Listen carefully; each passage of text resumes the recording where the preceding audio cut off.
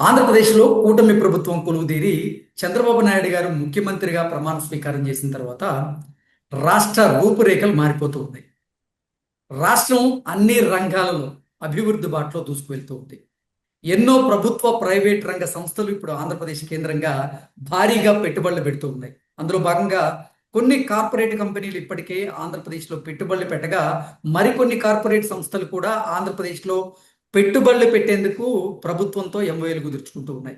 ఒక్క విశాఖ కేంద్రంగా చేసుకునే 10 లక్షల కోట్లకు మేర పెట్టుబడులు అయితే రావడం జరిగింది. విశాఖ కేంద్రంగా జరిగినటువంటి భాగస్వామ్య సదస్సు ద్వారా 13 నుంచి 18 లక్షల కోట్ల రూపాయలు పెట్టుబడులుగా వచ్చినట్టుగా తెలుస్తోంది. ఈ నేపథ్యంలోనే ఇప్పుడు దేశవ్యాప్తంగా పెట్టుబడుల విషయంలో ఆంధ్రప్రదేశ్ అగ్రస్థానంలో ఉన్నట్లుగా, దేశవ్యాప్తంగా ఉన్నటువంటి పెట్టుబడుల్లో 25.3% వాటాతో ఆంధ్రప్రదేశ్ అగ్రస్థానంలో కొనసాగుతున్నట్లుగా నారా లోకేష్ గారు ఒక ట్వీట్ చేసినటువంటి నేపథ్యంలో ఆ ట్వీట్ను ఉద్దేశించి మనం పూర్తి స్థాయిలో విశ్లేషణ చేసుకుందాం. ప్రస్తుతం మనతో పాటున్నారు ప్రముఖ రాజకీయ విశ్లేషకులు, ప్రముఖ సీనియర్ జర్నలిస్ట్ డివిఎస్ గారు. వారితో మాట్లాడదాం. సార్ నమస్తే సార్. నమస్తే సార్, ఆంధ్రప్రదేశ్లో ఇప్పుడు పెట్టుబడుల వరద కొనసాగుతూ ఉంది. ఆంధ్రప్రదేశ్ రాష్ట్రానికి ఇప్పటికే భారీగా పెట్టుబడులు అయితే వస్తూ ఉన్నాయి. 17 నుంచి 18 లక్షల కోట్ల రూపాయల మేర పెట్టుబడులుగా వచ్చినట్లుగా కొన్ని వార్తలు కూడా మనం చూసాం. భాగస్వామ్య సదస్సు ద్వారా కూడా 13 నుంచి 18 కోట్ల అంటే 18 లక్షల కోట్ల రూపాయలు పెట్టుబడులుగా వచ్చినట్టుగా చూసాం. ఇక భారతదేశం వ్యాప్తంగా పెట్టుబడుల విషయంలో ఇప్పుడు ఆంధ్రప్రదేశ్ అగ్ర స్థానంలో ఉన్నట్లుగా నారా లోకేష్ గారు వెల్లడించారు. సార్, దీన్ని ఎలా చూడాలంటారు? ఎంత తేడా! ఇది 18 నెలల క్రితం ఆంధ్రప్రదేశ్ ఎలా ఉంది, ఇప్పుడు ఈ 18 నెలల తర్వాత ఆంధ్రప్రదేశ్ ఎలా? అప్పుడు డ్యామేజ్, ఇప్పుడు ఇమేజ్. అంటే ఇప్పుడు రౌతును బట్టే గుర్రం. డ్రైవర్ కనుక సరైనడైతే వాహనం మంచిగా ప్రయాణం సాగుతుంది. అదే డ్రైవర్ కనుక మందు కొట్టాడు అనుకో, మరి ఏం జరుగుతుంది? యాక్సిడెంట్. అంటే జగన్మోహన్ రెడ్డి పరిపాలనలో ఆంధ్రప్రదేశ్ ఒక యాక్సిడెంట్కి గురై తీవ్రంగా నష్టపోయింది. ఇది 3 తరాలు నష్టపోయినాయి అన్నారు. 30 ఏళ్ళు వెనక్కి వెళ్ళింది అన్నారు. చీకట్లోకి ఆంధ్రప్రదేశ్ నెట్టారన్నారు. పారిశ్రామికవేత్తలు భయపడ్డారు, పారిపోయారు. మరి ఇప్పుడు ఈ 18 నెలల్లో మీరు అన్నట్టుగా ఇంత ఇమేజ్ బిల్డప్, ఇది ఒక మిరకిల్. ఇదేంటి? ఇది అసలు అనూహ్యం అన్నమాట. ఒక అద్భుతంగా చెప్పాలి. ఎట్లా సాధ్యమైంది అంటే, చంద్రబాబు ముఖ్యమంత్రి అయ్యాడు, జగన్మోహన్ రెడ్డి పోయాడు, ముఖ్యమంత్రిగా పోయాడు. అంటే ఏంటి? ఆ ఒక్క సీటు మార్పిడితోనే ఇంత ఇమేజ్ బిల్డప్ అయిందంటే అది చంద్రబాబు యొక్క గుడ్ విల్, జగన్మోహన్ రెడ్డి యొక్క బ్యాడ్ విల్. మీరు చెప్పారు ఏదో రిపోర్ట్ ఇప్పుడే మాట్లాడుకున్నాం. దేశంలో వచ్చినటువంటి ఈ పెట్టుబడులు గత 9 నెలల్లో ఎంత దగ్గర మరి 25% ఆంధ్రప్రదేశ్కే వచ్చాయి. అంటే 4వ వంతు. ఎన్ని రాష్ట్రాలు ఉన్నాయి? 28, 29 రాష్ట్రాలు. ఎన్ని కేంద్రపాలిత ప్రాంతాలు ఉన్నాయి? 8, 9 కేంద్రపాలిత ప్రాంతాలు. అంత పెద్ద దేశంలో ఒక పావలా వాటా మరి ఆంధ్రప్రదేశ్కే వచ్చిందంటే, నీకు సెకండ్ ప్లేస్ లో ఒరిస్సా, మహారాష్ట్ర ఉన్నాయి. థర్డ్ ప్లేస్ లో 5 రాష్ట్రాలే 80% పెట్టుబడులు తెచ్చుకోగలిగాయి. ఇదేంటిది? ఇప్పుడు వచ్చినటువంటి ఫోర్బ్స్ కథనం మీద ఇవాళ దేశవ్యాప్తంగా కాదు, ప్రపంచ వ్యాప్తంగా చర్చ సాగుతుంది. ఫోర్బ్స్ పత్రిక ఇవాళ దీన్నే పాయింట్ అవుట్ చేసింది. మొత్తం నేషనల్ మీడియా అంతా దీని గురించే, మన తెలుగు మీడియా కూడా దీని గురించే రాశాయి ఇవాళ. ఒరిస్సా, మహారాష్ట్ర కన్నా కూడా నీకు డబల్ పెట్టుబడులు వచ్చాయి. అంటే వాటికి ఎంత 12% ఎంత రేంజ్ లో ఉన్నట్టున్నారు. మహారాష్ట్ర 12.8%, అలాగే ఒడిశా ఏమో 13%. డబల్ వచ్చింది దగ్గర. అది మరే ఇప్పుడు ఇంకా మిగతాయి తీసుకున్నట్లయితే కర్ణాటక, దానికి మరి 3-4 రేట్లు వచ్చింది. నెక్స్ట్ అసలు తమిళనాడు మరీ దారుణం. ఎందుకంటే పారిశ్రామికంగా తమిళనాడు నంబర్ 1 స్టేట్ గా ఉండాల్సిందే. అటు గుజరాత్, తమిళనాడు ఇవే కదా సంపన్న రాష్ట్రాలు. అట్లాంటి తమిళనాడు కన్నా కూడా నీకు 5 టైమ్స్ ఎక్కువ వచ్చాయి.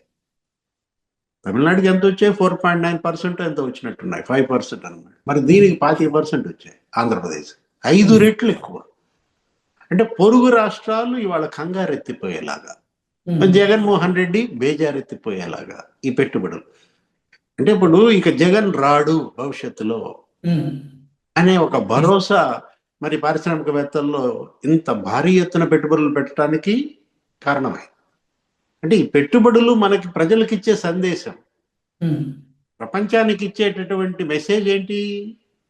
ఇక భవిష్యత్తులో జగన్ రాడు అనే ధైర్యం.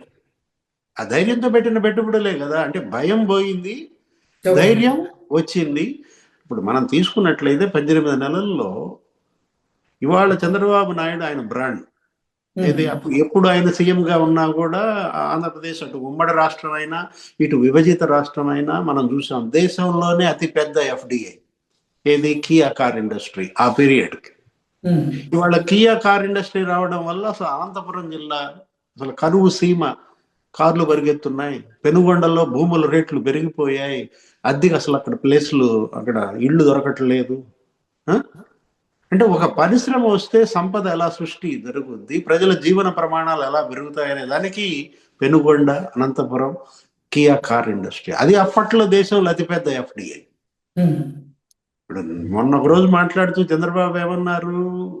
ఏ సాంకేతిక విప్లవం అయినా ఆంధ్రప్రదేశ్ నాయకత్వం వహిస్తుంది, ఎవరిని అనుసరించదు. అంటే లీడింగ్, మేము లీడ్ చేస్తాం తప్ప మేము ఫాలో అవ్వమన్నారు. అంటే ఐటీ అప్పట్లో ఆయన ఉమ్మడి రాష్ట్ర ముఖ్యమంత్రిగా ఇన్ఫర్మేషన్ టెక్నాలజీ ఆయన ఈ కాలేజీలు ఇవన్నీ పెట్టడం. అంటే అప్పుడు కంప్యూటర్లు కూడు పెడతాయా అని ఎగతాళి చేశారు రాజశేఖర్ రెడ్డి, రోసయ్య. మరి వాళ్ళ ఏం కూడు పెడుతున్నాయి? ఇవాళ ఆ కంప్యూటర్లే కదా కూడు పెడుతోంది. ఆ రోజు మరి అపహాస్యం, ఎద్దేవా, ఎగతాళి. చంద్రబాబు అంటే ఎగతాళి చేయటం వీళ్ళందరికీ కూడా ఒక అలవాటు. కానీ అతని యొక్క విజన్ ఏది? అతను 3 తరాల భవిష్యత్తు ఆలోచిస్తాడు. ఇప్పుడు ఐటీ పెట్టి అన్నాళ్ళు అయింది కృష్ణ. ఇప్పుడు దగ్గర ఎప్పుడైతే వచ్చింది నీకు? ఆయన మరి ఆంధ్రప్రదేశ్ ఉమ్మడి రాష్ట్రానికి సీఎంగా ఉన్నప్పుడు 30 ఏళ్ళు. ఇప్పుడు 30 ఏళ్ళు మరి కూడు పెడుతూనే ఉంది కదా. 3 తరాలు 45 తరాలు ఇవాళ దాని మీద బతుకుతున్నాయి కదా. ఇప్పుడు ఇవాళ క్వాంటమ్ అంటున్నారు, క్వాంటమ్ ఇంజనీరింగ్, క్వాంటమ్ మెకానిక్స్, మొత్తం ఇవాళ క్వాంటమ్. ఆ రోజు ఐటీ. ఇప్పుడు జగన్మోహన్ రెడ్డి ఏమంటాడు? క్వాంటమ్ కూడు పెడుతుందా అన్నాడా? అప్పుడు కంప్యూటర్లు కూడు పెడతాయా అన్నట్టుగా ఇప్పుడు క్వాంటమ్ కూడు పెడుతుందా అని అడుగుతాడా? ఎందుకంటే ఇవాళ మరి క్వాంటమ్ వ్యాలీగా అమరావతి ఒక 6 months పెట్టుకున్నారు టార్గెట్. 180 రోజుల్లో క్వాంటమ్ కంప్యూటర్ సెంటర్ కంప్లీట్ చేయాలనుకున్నారు. కంప్లీట్ అయిపోయింది. ఇక షిప్మెంటే మిగిలిందని మొన్నే చెప్పాడు చంద్రబాబు. కంప్యూటర్ సెంటర్ అంతా సిద్ధమైపోయింది, క్వాంటమ్ కంప్యూటర్, ఇంకా షిప్మెంట్ మాత్రమే మిగిలింది అన్నాడు. అంటే అది యాక్చువల్గా మరి జనవరి మరి ఒక 1 month 2 months అది ఇనాగ్రేషన్ కూడా సిద్ధం అవుతుంది. మైక్రోసాఫ్ట్ దగ్గర ఒక 1742 కోట్లతో అక్కడ ఒక క్వాంటమ్ కంప్యూటర్ సెంటర్ పెడుతోంది. ఇప్పుడు పూర్తిగా ఇవాళ ఏంటి? క్వాంటమ్ టాక్ దేశం మొత్తం, ప్రపంచం మొత్తం. మొన్న విద్యార్థులతో కూడా ముఖ్యమంత్రి చంద్రబాబు క్వాంటమ్ టాక్ చేశారు. 3 ఏళ్లలో 1,00,000 మంది నిపుణుల్ని ఆంధ్రప్రదేశ్లో తయారు చేయాలని వాళ్ళు లక్ష్యంగా పెట్టుకున్నారు. అంటే ఇవాళ పెట్టుబడుల గమ్యస్థానంగా ఆంధ్రప్రదేశ్ మారిందంటే శాంతి భద్రత, లా అండ్ ఆర్డర్ కంట్రోల్లోకి తీసుకొచ్చారు. నిన్న డీజీపీ గుప్తా లేకపోతే హోమ్ మినిస్టర్ అనిత మాట్లాడుతూ ఏమన్నారు? అన్ని రకాల నేరాలు 6.7% మేము కంట్రోల్ చేశామన్నారు. రౌడీ షీటర్లని ఇవాళ కౌన్సిలింగ్, రోడ్ల మీద చిత్తం కొడుతున్నారు, రోడ్ల మీద కొట్టుకుంటూ నడిపిస్తున్నారు. ఏది? ఆ గంజాయి బ్యాచ్, లేకపోతే డ్రగ్స్, ఈ గ్యాంగులు. మనం చూసాం లేడీ డాన్స్ అంటారు, ఇవాళ జైళ్లలో పెట్టారు. ఎప్పుడైతే లా అండ్ ఆర్డర్ కంట్రోల్లోకి వచ్చేసిందో హత్యలు లేకపోతే కిడ్నాప్లు, పారిశ్రామికవేత్తల్లో కూడా ఒక భరోసా, అదే ఒక ధైర్యం అన్నది అదే అనమాట. ఏది? మా పెట్టుబడులకు ఇవాళ సురక్షిత గమ్యస్థానం ఆంధ్రప్రదేశ్ అంటూనే కదా ఇవన్నీ కూడా. ఇవాళ గూగుల్ డేటా సెంటర్ 1,38,000 కోట్ల పెట్టుబడులు ఎక్కడ? విశాఖపట్నంలో. ఒక్క డేటా రంగంలోనే నీకు మరి దగ్గర 6 లక్షల కోట్ల పెట్టుబడులు, 6,000 మెగావాట్లతో డేటా సెంటర్లు తేవాలని వాళ్ళు లక్ష్యంగా పెట్టుకున్నారు. నీకు బ్రూక్ ఫీల్డ్ డేటా సెంటర్ అదొక 1,38,000 కోట్లు. రిలయన్స్ డేటా సెంటర్ 98,000 కోట్ల పెట్టుబడులు. సిఫ్కో అనేది అంటే వరుస పెట్టి మొత్తం డేటా సిటీగా విశాఖపట్నం మారుతుంది. అసలు నీకు అనకాపల్లి నుంచి విజయనగరం దాకా స్టీల్ సిటీ. అదే ఆర్సిలార్ మెటల్ స్టీల్ కంపెనీ, అది 1,50,000 కోట్లతో ఇవాళ మరి అక్కడ నిప్పన్ స్టీల్ ప్లాంట్ వస్తుంది. ఇక్కడ అనకాపల్లి నుంచి విజయనగరం దాకా అసలు మొత్తం ట్విన్స్ స్టీల్ సిటీలు అనమాట. ఇప్పటికే వైజాగ్ స్టీల్ మనకు తెలుసు, కేంద్రం మొన్నే దానికి దగ్గర దగ్గర రాష్ట్రం కానీ కేంద్రం కానీ కలిపి 14,000 కోట్లు ఇచ్చాయి. ఏది విధంగా అయినా సరే విశాఖ స్టీల్ని లాభాల బాటలో మరి నడపాలని. ఒక్క అదేగా మనం చూసాం, వాళ్ళు స్పష్టంగా అన్ని తీసుకున్నారనమాట. తిరుపతిని ఇవాళ ఏరోస్పేస్ హబ్గా చేయాలని, లేకపోతే శాటిలైట్ సిటీగా శ్రీహరికోట, మరి ఏది డ్రోన్ సిటీగా కర్నూలు, మొత్తం అంతా ప్రకాశం జిల్లా ఇక సిబిజీలు, ఇది సెంట్రల్ బయోగ్యాస్ ప్లాంట్స్ అన్ని కూడా ఇవాళ ప్రకాశం జిల్లాలో. అటు దుగ్గరాజపట్నం పోర్ట్ కంప్లీట్ చేయాలని, రేపు భోగాపురం పోర్ట్ అది అసలు ట్రయల్ రన్ జరుగుతుంది, ఎయిర్పోర్ట్ రేపే ఫస్ట్ ఫ్లైట్ ల్యాండ్ అవుతుంది. అంటే ఇన్ఫ్రాస్ట్రక్చర్ డెవలప్ కనుక చేస్తే పరిశ్రమలు వస్తాయి, రోడ్లు, రైల్ నెట్వర్క్, అట్లాగే ఎయిర్ ట్రాఫిక్, ఇవి పెరగాలన్నమాట. జగన్మోహన్ రెడ్డి వాటిని నిర్లక్ష్యం చేశాడు, రోడ్లన్నీ గుంతలమయం చేశాడు, ఒక రకంగా భయపెట్టాడు. ఆంధ్రప్రదేశ్ వెళ్తే ఇక నడువులు కదిలిపోతాయి, నీకు డెలివరీ కావాలంటే నీకు హాస్పిటల్కి వెళ్ళాల్సిన అవసరం లేదు, ఏపీ బస్ ఎక్కితే చాలు డెలివరీ అయిపోద్ది.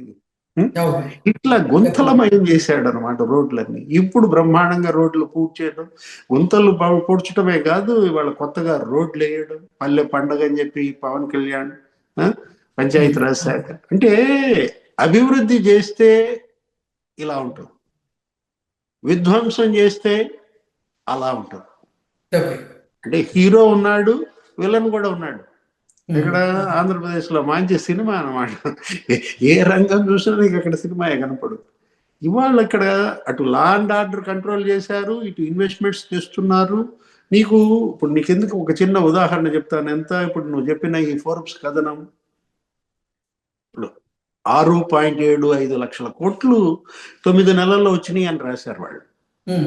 అంటే నెలకెంత? 75,000 కోట్లు పెట్టుబడి. 60 నెలలు వీళ్ళకి ఇచ్చింది ప్రజలు మ్యాండేట్, 5 ఏళ్ళు. లెక్కేసుకో ఎంతవరకు అంటే 42 లక్షల కోట్ల పెట్టుబడులు. మరి ఈ రకంగా వాళ్ళు తెచ్చుకుంటే అందులో 40% గ్రౌండ్ అయినా 20 లక్షల ఉద్యోగాల కల్పన వీళ్ళ యొక్క మేనిఫెస్టో లక్ష్యాన్ని చేరుకోగలరు అనేది ఒక అంచనాగా పెట్టుకుని, ఈ క్రెడిట్ ఎవరిది? వాళ్ళేంటి, ఈ క్రెడిట్ మనం నలుగురికి ఇవ్వాలి. ప్రధాని నరేంద్ర మోడీ, ముఖ్యమంత్రి చంద్రబాబు, డిప్యూటీ సీఎం పవన్ కళ్యాణ్. అసలు వీళ్ళ ముగ్గురు కన్నా యువ గళమా ఏంటది, యువ సారథ్యమా లోకేష్.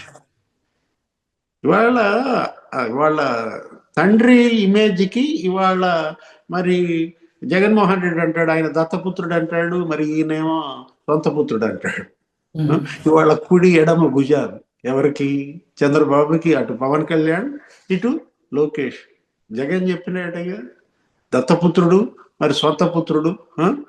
ఏమంటాడు జగన్మోహన్ రెడ్డి? ఊహించలేదా?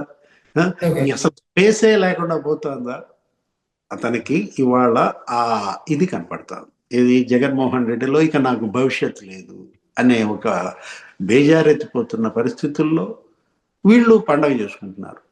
ఏది అటు పారిశ్రామికవేత్తలకి, ఇటు మరి యువతరానికి. నేను అంటోంది అదే, 14 లక్షల క్వాంటమ్ నిపుణులు తయారు కావాలండి. 3 ఏళ్లలోనే వాళ్ళు 1,00,000 నిపుణులు తయారు చేయాలని మరి లక్ష్యంగా పెట్టుకున్నటువంటి పరిస్థితుల్లో ఇక భవిష్యత్ అంతా క్వాంటమ్.